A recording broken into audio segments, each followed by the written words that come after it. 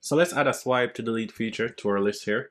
So all we have to do that is go to the element inside our list, and we're just going to add a new modifier. So it's going to be dot swipe actions, and you can just hit enter again. And then inside swipe actions here, you're just going to type in button.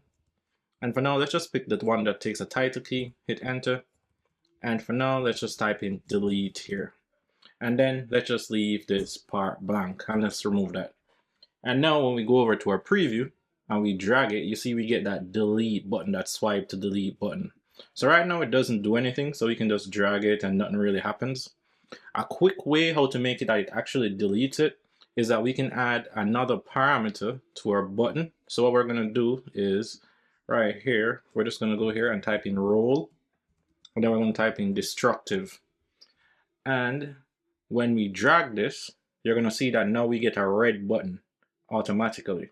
And now if we drag it all the way, you'll see it automatically deletes that element. So that's how you can basically add like a basic swipe to delete feature to your list.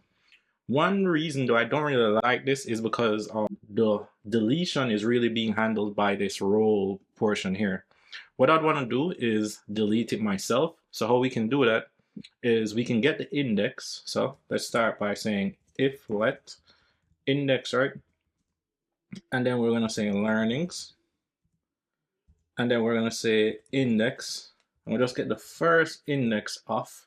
And then we're going to pass in whatever we're on, that whatever we want to delete. So we'll pass in learning in here. And then we'll hit that. And now what we want to do is basically go inside our learnings and then delete whatever element is at this specified index. So let's do learnings, that remove at, and then in here we'd put the index. Now this is going to give us a quick error and I'll explain why. So if you type in index here, you'll see that it gives us an error saying that basically learnings is immutable. So the reason for that is because we're using the learnings variable here inside a struct. And whenever we just use a variable like this, it's immutable. So how we can make this mutable or make it that we can change it, immutable just means it can't be changed. If we want to make it that we can change it, all we have to do is mark this with a @state property wrapper. And then when we scroll down here, we'll see that the error is gone. And now if we drag this, you'll see it deletes. Another thing too, we could also remove the role to make sure that that's not what's causing it. And we could just drag again to delete, and you see it deletes.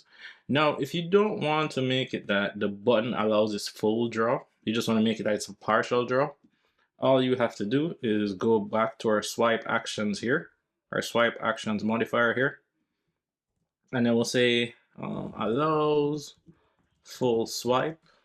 And we're actually going to set this to false. And now when we go over here, you'll notice that we can't even drag it anymore. It's limited to this, but we can still delete it because we still have the logic to delete it here. So that's how we basically add swipe actions to our list in SwiftUI. Now you can also add more. So let's just add one more button. So we'll say button again, title key, and I'll just say test. And I'll just make this here. I just have that do that. And now when I drag this, you'll see that we now see two different buttons. Now you can change the button however you like. You can change the color or anything that you like. But that, again, that's how you add swipe actions to your SwiftUI list.